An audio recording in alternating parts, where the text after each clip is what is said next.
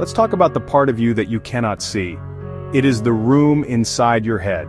Sometimes this room is bright and calm. Sunlight streams through the windows. Other times it is dark and cluttered. The furniture is overturned.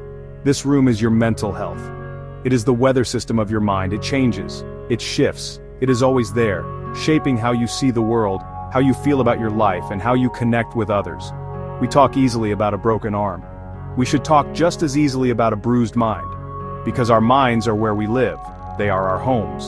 So, what is mental health? It is not about being happy all the time. That is impossible. It is not a myth. It is very real. Mental health is about our emotional and psychological well-being. It is how we think, feel, and act. It helps us handle stress. It helps us relate to other people. It helps us make choices. Think of it like a battery. Some days your battery is full. You feel energetic and capable. On other days the battery is low. Everything feels difficult. Your mental health is this internal power source. It needs care and recharging, just like any other part of you. Common mental health problems feel like everyday emotions turned up too loud. Stress can feel like a constant, heavy backpack you cannot take off. It makes your shoulders ache and your head pound. Anxiety is the feeling of waiting for bad news that never arrives. It is a siren that won't turn off inside your mind, making your heart race and your palms sweat even when you are safe. Depression is not just sadness. It is a gray fog that seeps into everything, stealing color and joy.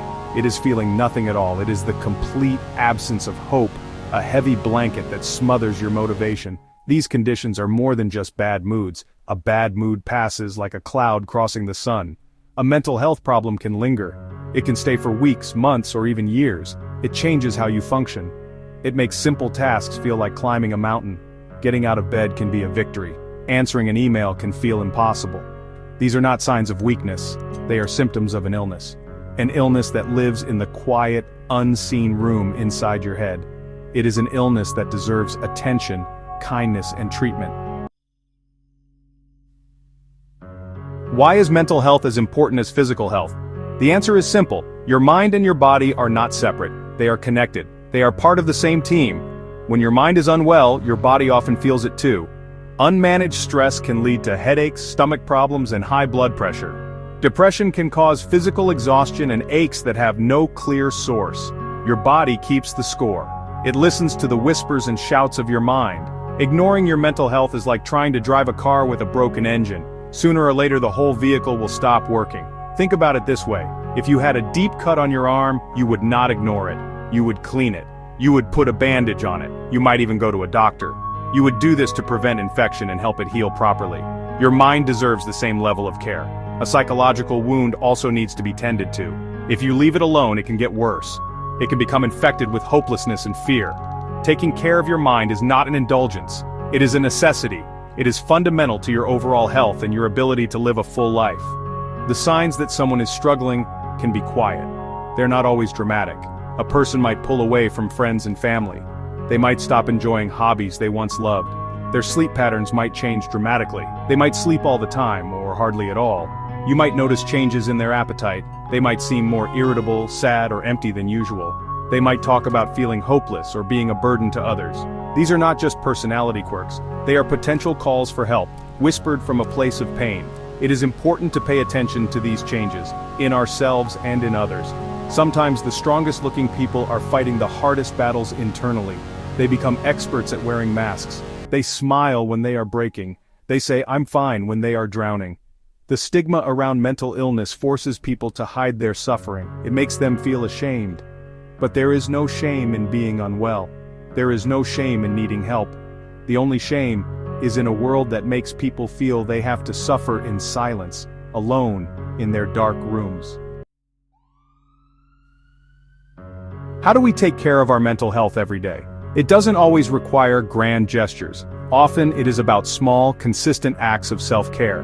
Think of them as small lights you can turn on in the darkness. Start with the basics. Try to get enough sleep. A tired mind is a vulnerable mind. Move your body. A short walk outside can change your perspective. The fresh air, the movement, the change of scenery, it all helps. Notice what you eat. Fueling your body with nutritious food can have a surprising impact on your mood and energy levels. These are not cures, but they are tools. Build routines that support you. Create a small moment of peace in your day. This could be 5 minutes of quiet time with a cup of tea. It could be listening to a favorite song. It could be writing down 3 things you are grateful for, even if they are very small. Gratitude is an anchor in a stormy sea.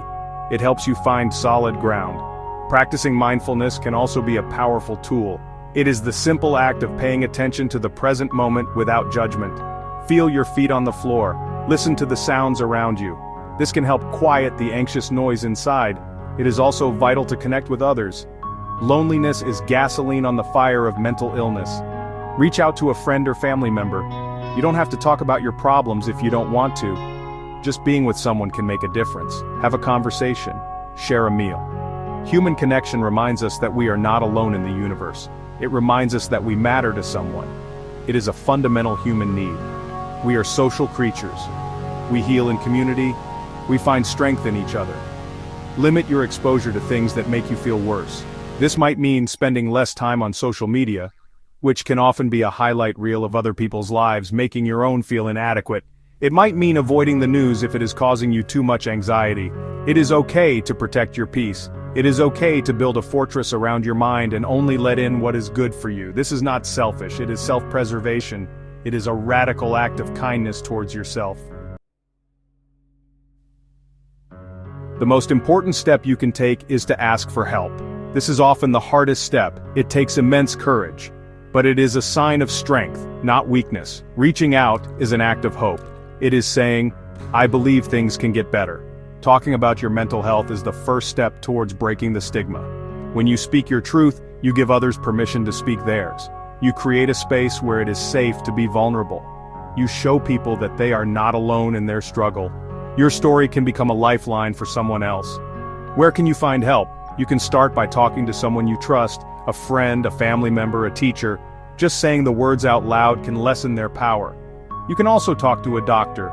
Your general practitioner is a good first point of contact. They can listen and guide you towards the right support. There are also professional therapists and counselors who are trained to help you navigate your thoughts and feelings. They can provide you with tools and strategies to manage your mental health. Seeking therapy is like hiring a personal trainer for your mind. Let's be clear, it is okay to not be okay. Life is a messy, beautiful, and sometimes painful journey. We all have moments when we feel lost or overwhelmed. We all have mental health. Sometimes it is good, and sometimes it is not. Acknowledging this truth is liberating. It frees us from the pressure to be perfect. It allows us to be human. By talking openly about anxiety, depression, and stress, we make these topics less scary. We take away their power to isolate us. We turn a private struggle into a shared human experience. The future of mental health is one of understanding and compassion. It is a future where checking in on a friend's mind is as normal as asking about their cold. It is a future where schools teach emotional literacy alongside mathematics. It is a future where no one feels ashamed to seek help for their mental well-being. We get to that future together, one conversation at a time. By breaking the silence, we break the stigma. We build a world where every mind is valued, supported, and given the chance to find its way back to the light.